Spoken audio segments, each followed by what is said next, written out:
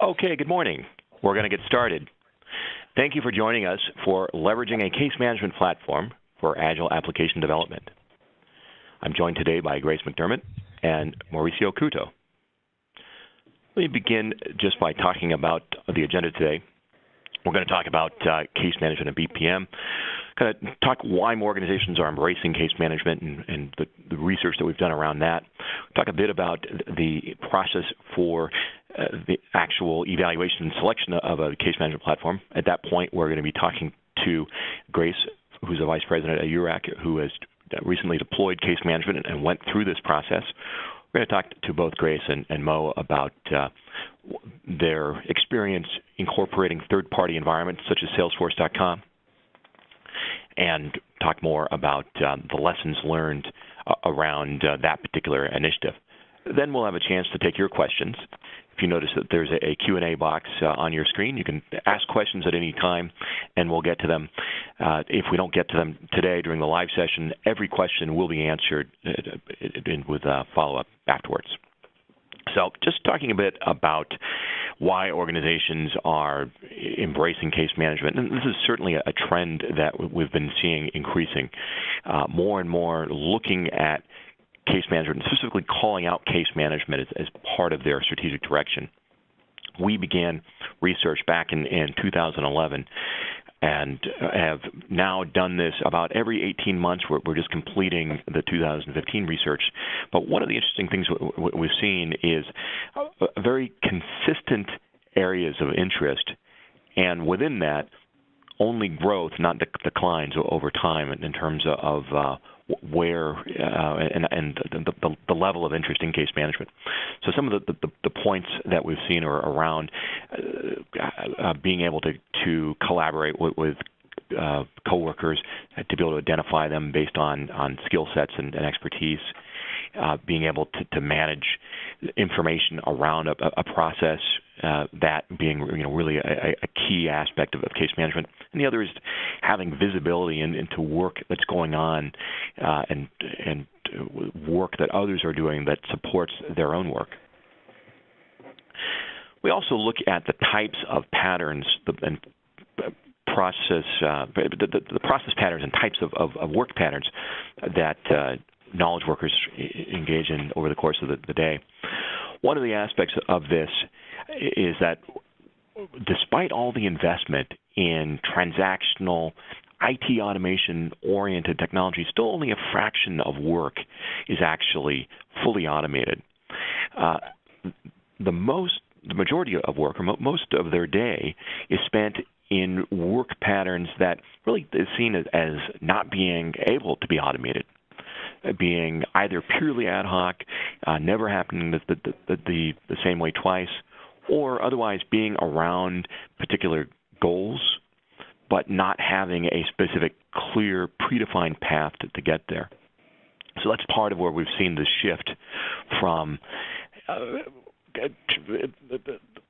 transactional type environments, again, which in most organizations have been the majority of their IT investments, and today often are the majority of their IT costs is around the maintenance of these systems, yet that's not where the majority of the work is occurring.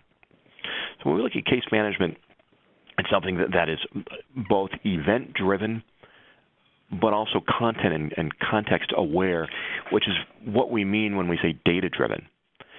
That with case management, an event of some type occurs. We'll talk to Grace a bit more about that in URAC and what that means for them. But in their case, it is around dealing with specific events and bringing that event to a particular resolution. So we've seen emerge, and we've taken a stab at coming up with some market stratification around this of case management software models that are both overlapping as well as distinct from the traditional BPM market. And BPM was designed for a very specific purpose around really enforcing control flow. And that may not be how it was described by those who are adopting it and developing it, but essentially it's ensuring that work is done consistently the same way, meaning each time that process is done, it's done in a consistent, measurable, predictable manner, and being able to enable horizontal scalability of work that way. That if I define that the process is going to happen this way, not only do I have this worker doing it, but the next worker and so forth, they're all following the process the same way. Case management isn't like that. It's data-driven. The way that the work is performed is in part based on these predefined workflows, but is also based on applying rules and context to that. So the software architecture for that really is distinct from traditional BPM. One of the aspects of that is whether or not there is an application server in the mix. Now, virtually every BPM platform has an application server involved. It's getting a lot of its transactionality from that, the combination of the application server with the database. For case management, we've seen this new architecture emerge, which is not dependent on an application server, and where the state is managed in the case and in the combination of the case management system and the database. So with that, we've seen the shift between data-centric, process-centric, and case-centric. Now, by data-centric in this case, we don't mean data-driven. But what data-centric applications, which is a lot of what we have seen developed over the last couple of decades, really since the emergence of the client-server architecture, there's very tight coupling between the data model and the user interface. And really the focus is capturing a predefined set of data and putting that in the system. We saw the shift from that kind of data-centric to process-centric model with the emergence of BPM and being able to enforce predefined workflows. So it's not so much completing a data model, or in other words, completing a form that has predetermined fields or data attributes associated with it, but it's about completing work in terms of how the process is defined.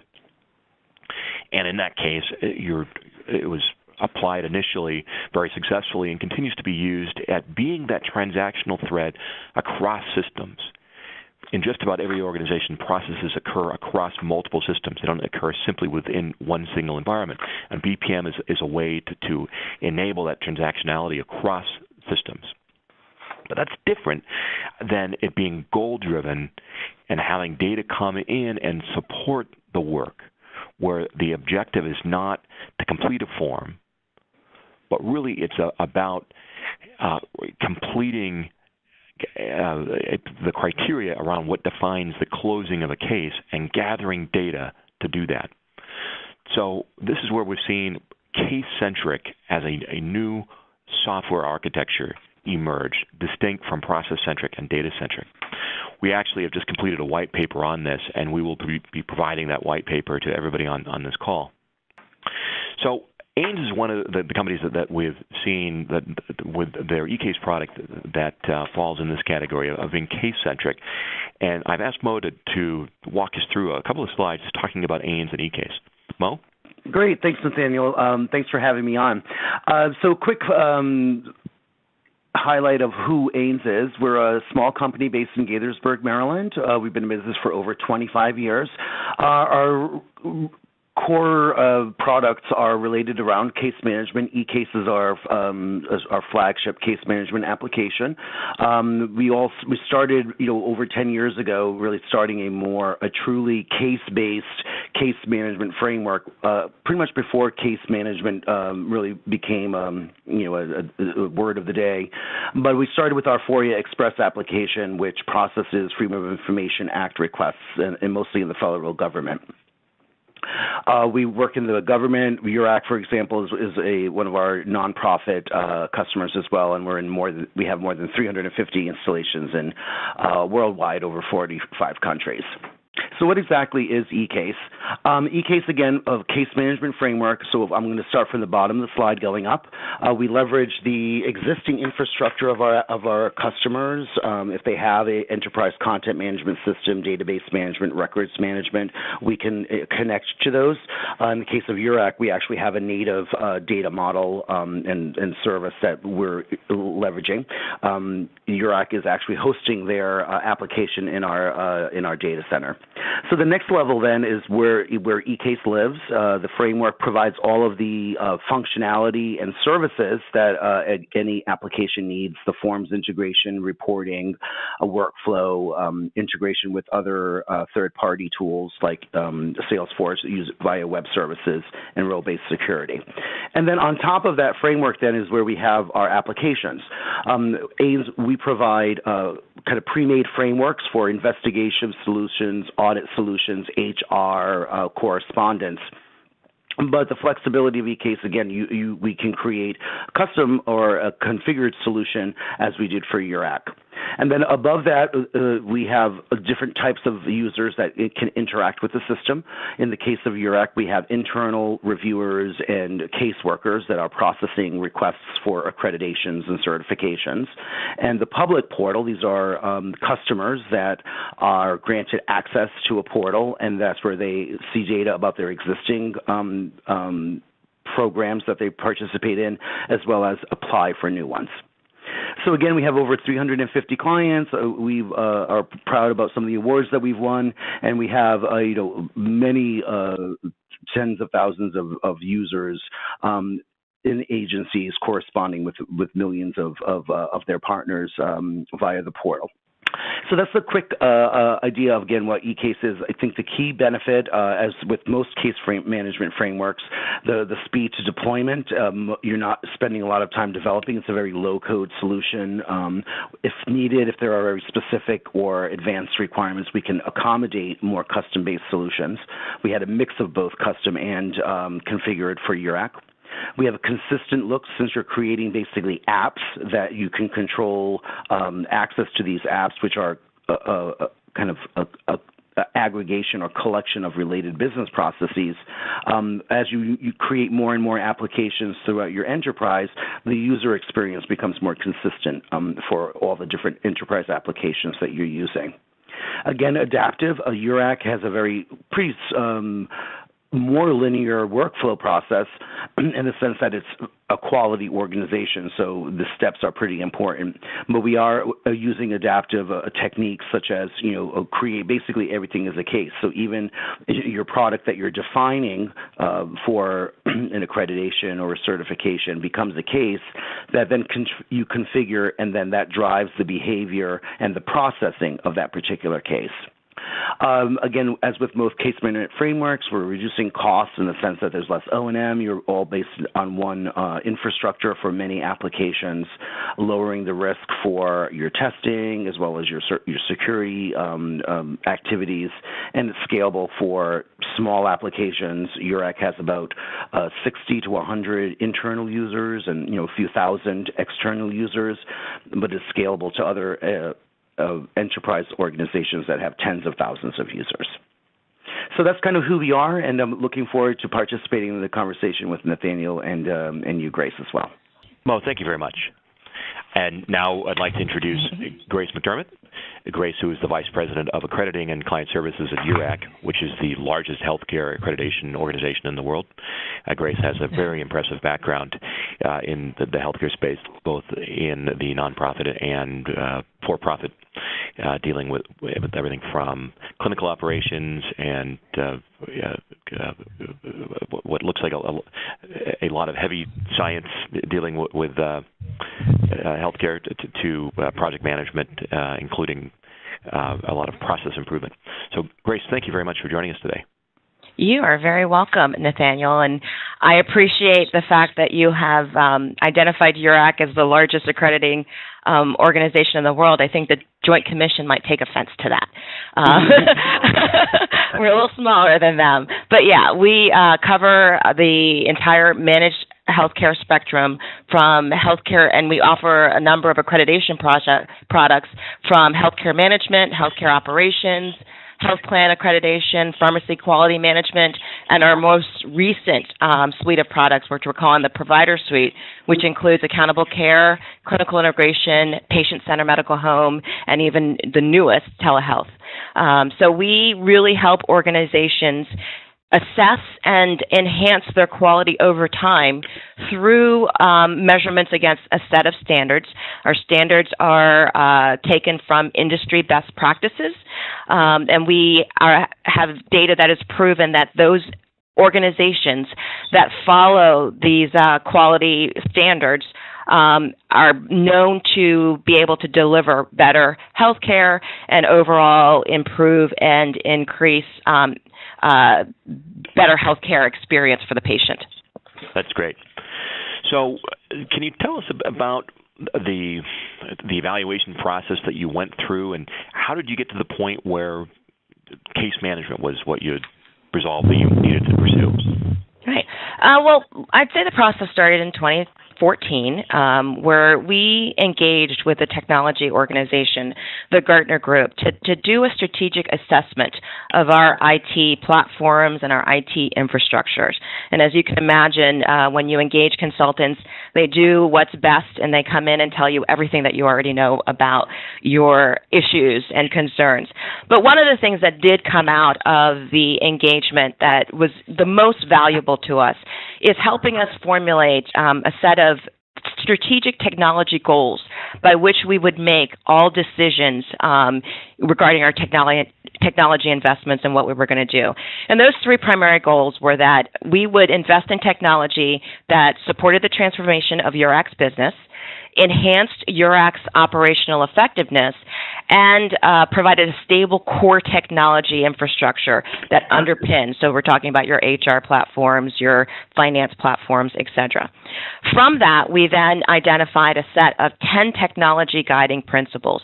And those principles were going to be used to measure any kind of selection of technology platform that we would invest in. And those included things like technology flexibility, ubiquitous access, enterprise-wide solutions, not something that's going to really work for just one department. It had to work for the entire enterprise organization. And we wanted to make sure, again, going back with that stable core technology infrastructure, that we had something that could integrate with everything across the platforms that we did. So we started to write a business case, and we looked at a number of things. Of course, because Gartner was our consultant, we started with the Magic Quadrant, and we looked at the business process management, BPM, and case management. And it was interesting because AINS at that time was not in the Magic Quadrant. I actually started calling around to some people that I knew in the IT industry, and as I explained to them what we were trying to do specifically around our accreditation platform, and this is our system that we, all of our customers use to actually upload their documents, get their scoring, and get their final accreditation determination from. When we were looking to upgrade that, and the size of our organization, and again, I'll just take a step back when we talk about the guiding principles and supporting the transformation of URAC's business. Ultimately, our goal is to grow the organization and grow that from a revenue perspective, not necessarily from a headcount perspective. So as we're looking to do technology investments, particularly around the AccreditNet program, we were looking for something that was not going to be really heavy-handed, and it had to cause us to hire a whole bunch of people to kind of manage it. So this individual put me in the direction of AINS and said, this is a small company in Rockville. They have a case management solution that could probably meet at least 95% of what you're talking about and what you need. You ought to give them a call. So I reached out. I went to my project manager, and I gave her the AINS contact information.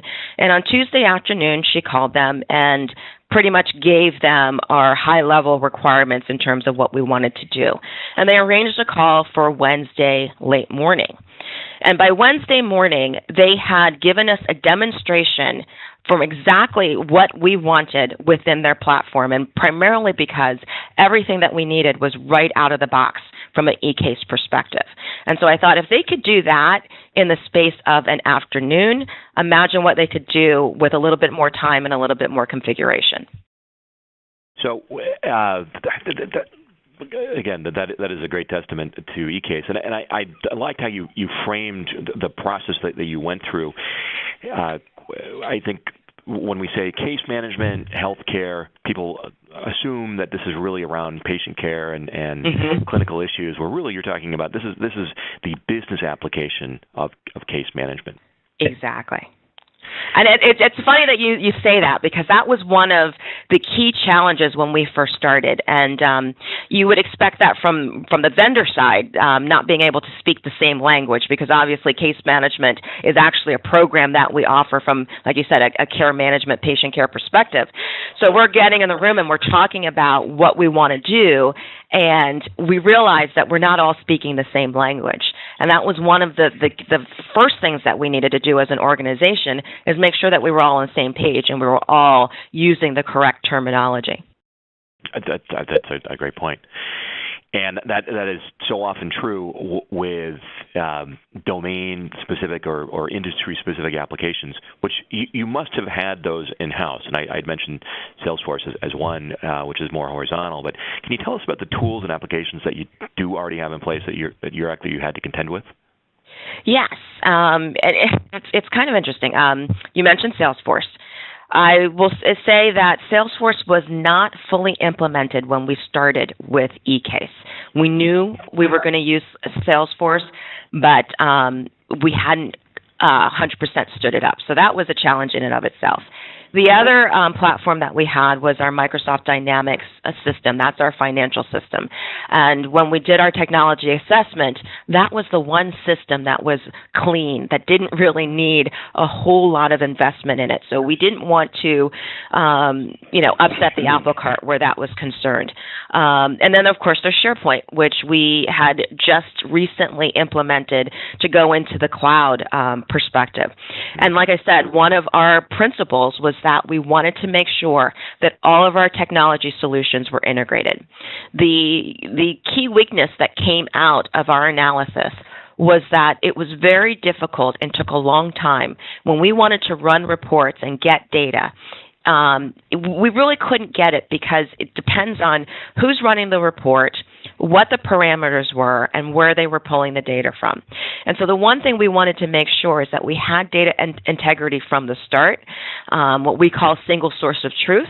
And that's why with the system, because all of our client information goes directly into Salesforce, even before they've made the determination that they want to obtain accreditation from us, we knew that needed to be fed into the AccreditNet, because the company information that is on the contract, the entity that we're contracting with, has to be the same entity for which we're granting accreditation. So that connection was absolutely needed. At the same time, we had to push back because we have organizations that are constantly renewing. So the individuals that were in Salesforce needed to know when the renewals were taking place, what the status of the accreditation would be. So we needed the accreditation system to speak back to Salesforce to pull that information in there. And then the financial perspective, we needed the dynamics to understand when an invoice needed to be generated, particularly if we're going to do an audit, monitoring on-site or a for-cause on-site. That's not necessarily planned up front, but needs to be fed back so that we can, get payment for that. And that's why all of these things needed to talk to each other. Wow. And I think this is where it's really important that the tool be flexible and have web service-based architecture and connectors already defined. Because even when we think about the procurement process, right? When we were at the proposal state, the proposal with URAC was, it's either going to be Salesforce or Dynamics. We haven't quite figured that out yet, and we didn't care because it doesn't matter for us. We're pretty agnostic from that perspective, as long as the system has an API or some method to communicate. We weren't that worried about it, and it didn't affect the overall cost and timeline. And then even after we started, Grace was talking about, connection directly to SharePoint. One of their technology objectives and guiding principles is to be able, as an organization, to have citizen developers, if you want to call it that, or folks without technical backgrounds, to be able to manipulate and modify the systems.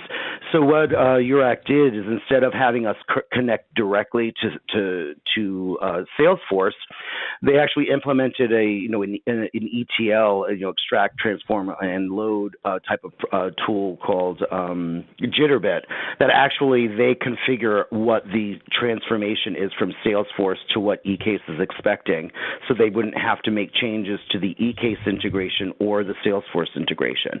And again, that happened kind of midstream as we were already in the process of the project, and that didn't affect our cost or our schedule. Mm-hmm. Yeah, we made that decision, again, based on the fact that we wanted to make sure that we were pulling from a single source of truth, and that Jitterbit connection really helps us with that. Great point. Something else I wanted to talk about was, and you've gotten into this a little bit, so much of the discussion around case management is around process patterns, process types, being able to deal with unstructured processes combined with traditional automated workflows. Grace, can you tell us what the types of processes that were involved at URAC? Okay. Well, I think it would be easier to tell you actually how we do what we do. Okay. Like we said, we're an accrediting body, and we assess organization against a set of healthcare standards, and each program has a different set of standards that an organization would have to go through. So an organization would choose the program that they have. Let's call it health utilization management, for example, and they'd undergo initially a desktop review. And that is where they are uploading their documentation to show us that they really are meeting the standards, because they're giving us their policies and procedures and other supporting documentation for us to review and take a look at that. And at that time, there's a little bit of back and forth with the client where we can provide education as to where they can enhance a process or let them know where we think they might be deficient on. Once they get through that desktop review process, they then go through a validation review, and that can consist of a virtual look at their actual clinic documentation, so to speak, over the network, or an in-person visit at the site location. And again, that consists of interviewing the staff. It consists of really walking through, doing a tour of the facility, for example, really looking now if in practice they're actually doing what they have said they do in paper. And a lot of times that's where we'll see things start to fall apart, because it's great to have wonderful documentation, but are you doing what you say you're going to do is really the true test in the things. But on each point, be it the desktop review or the validation review, there's a score that is given to that organization to assess whether or not they're ultimately meeting the standards or not. And all of those scores roll up to a final determination, which is sent to our independent accreditation committee, and they make the determination whether or not they're going to get full accreditation, conditional accreditation, corrective action, or out-and-out denial. And so it's important that all of these, from end to end, step one all the way through to that accreditation determination, and all the data follows through with that, because the individual that performs the desktop review is not necessarily the individual that is doing the validation review, and may not be the individual that's presenting that application to the accreditation committee for consideration. So when you're looking at that type of information and that type of documentation, it's important that you have a system that can manage that workflow and manage it within a certain time frame. For new applicants, it's not that much of an issue, but for reaccreditation, who have, whether it be regulatory or corporate requirements to maintain continual accreditation, it's important that they get that accreditation decision before their expiration date. Okay. I don't think I've ever heard a more compelling illustration of goal-driven case management. That's it. Right there. I'm asking, what do you mean by data-driven and goal-driven? Well, that's what we mean. Right.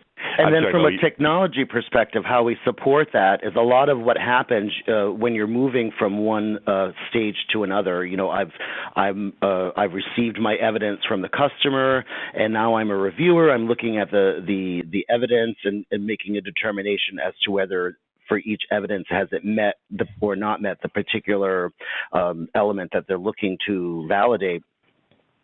When I go to the next step, I have a choice as the caseworker. I can say, well, all right, I'm ready to go to the next step, or I need to go back to the customer with more information, a request for additional information. That choice is based on the data that's in the system. If I've met something as not met, then I have the option to either move forward and maybe resolve it during an on-site visit, or extend that request for information based on the data and the decisions that the case worker made. That is what drives what users can submit additional evidence for. Again, since this is very evidence-driven from a business perspective, once I submit something, I can't change it, right? It's a point in time. If I change my mind, I have to add something new, but I can't undo what I've already submitted. So having that control is really important.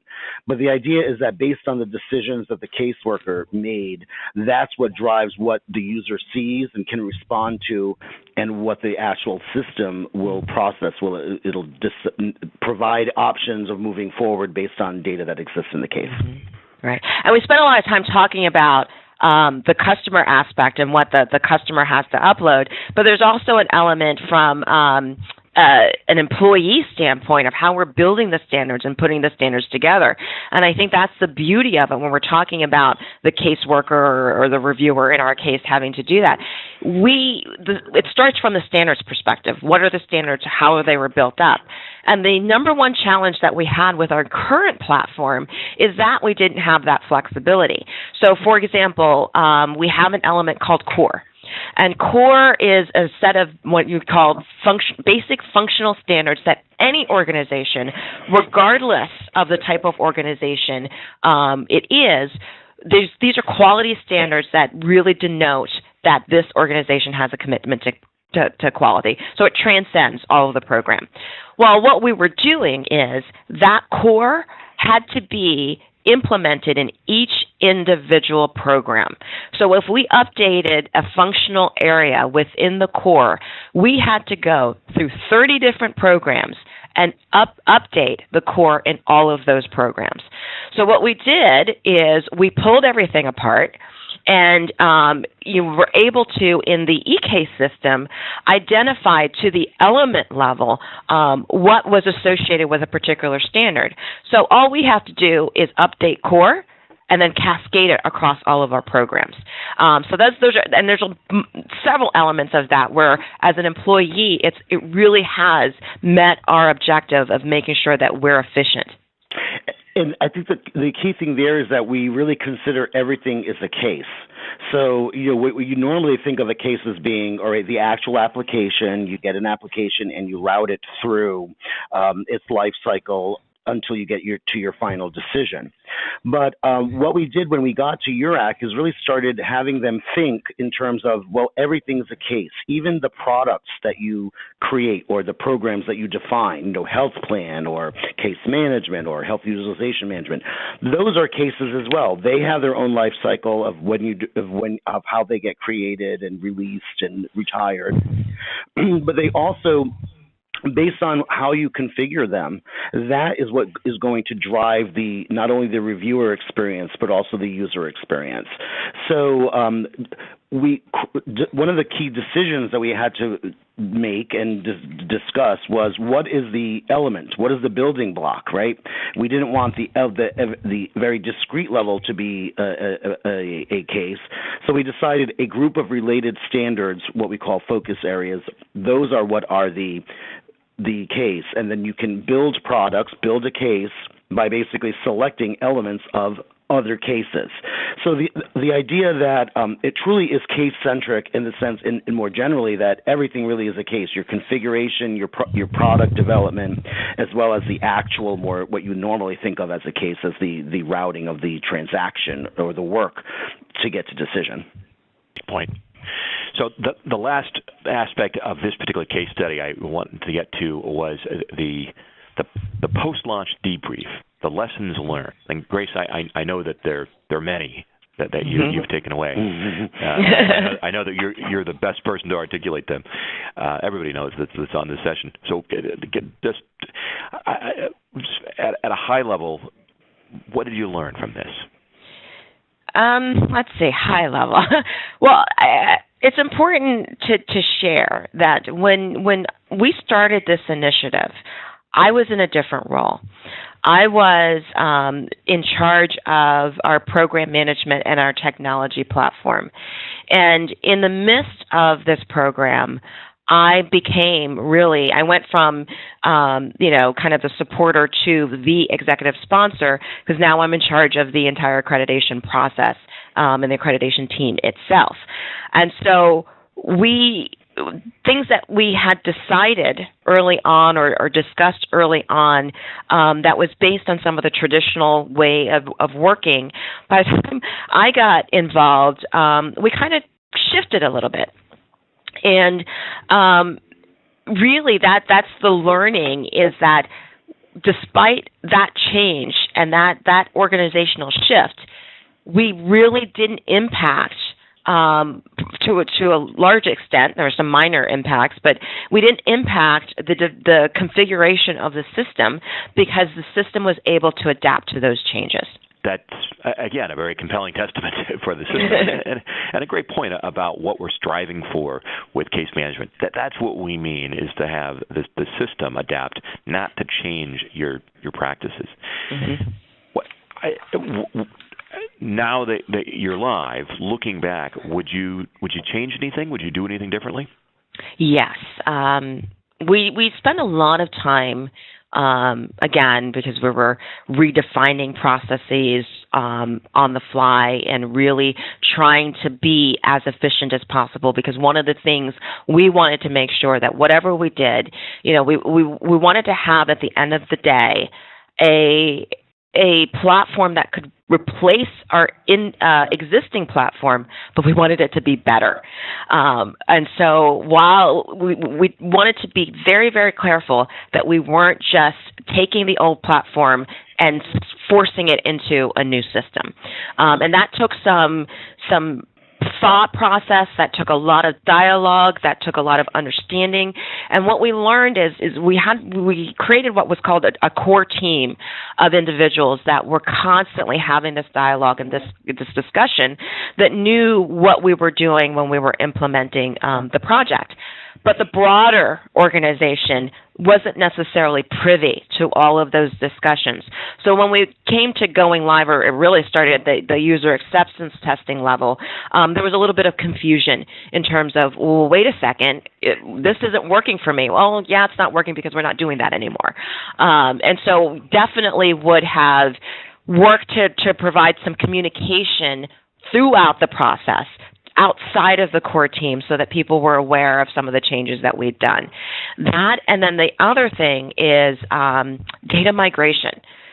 We learned that, and we looked at data migration at the beginning, but again, as we were changing and reconfiguring some of the project processes, that really impacted the data. And to the point you think of putting a square peg in a round hole, when it comes to migrating the data, we weren't migrating like to like.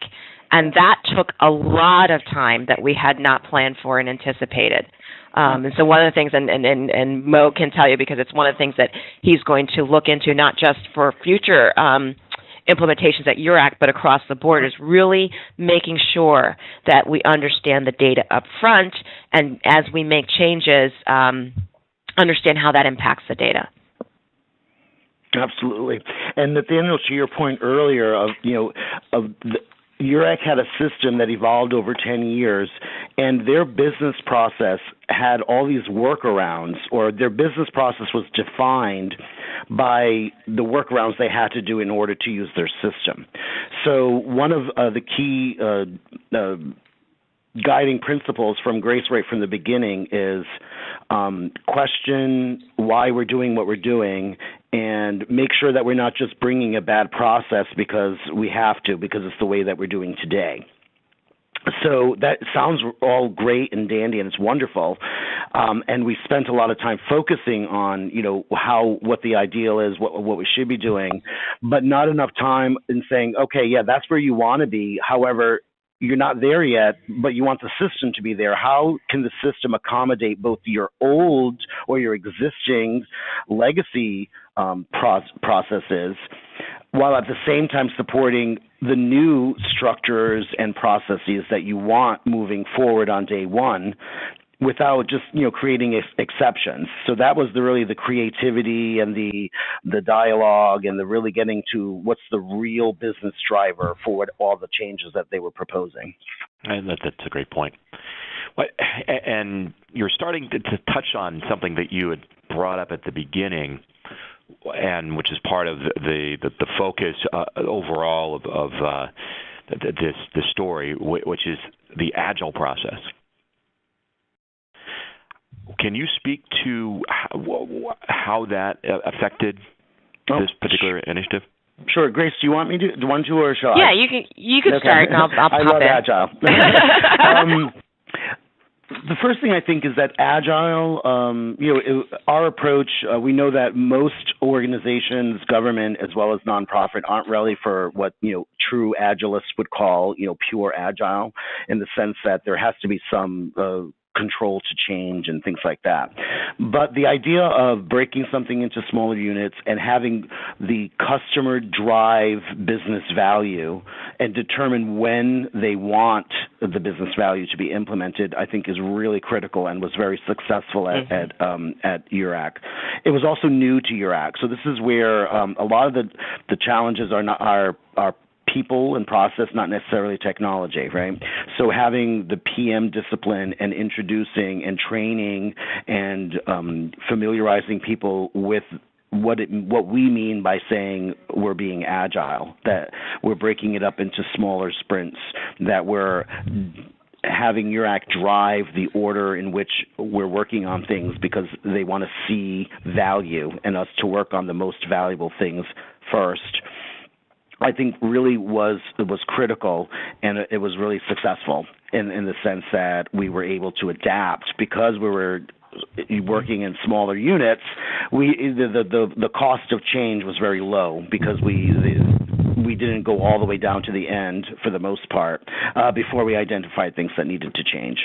Right, and it's that agility that helped us be successful. We talked about Salesforce implementation earlier on, and we built the timeline based on when we were going to go live with Salesforce. Well, Salesforce was delayed.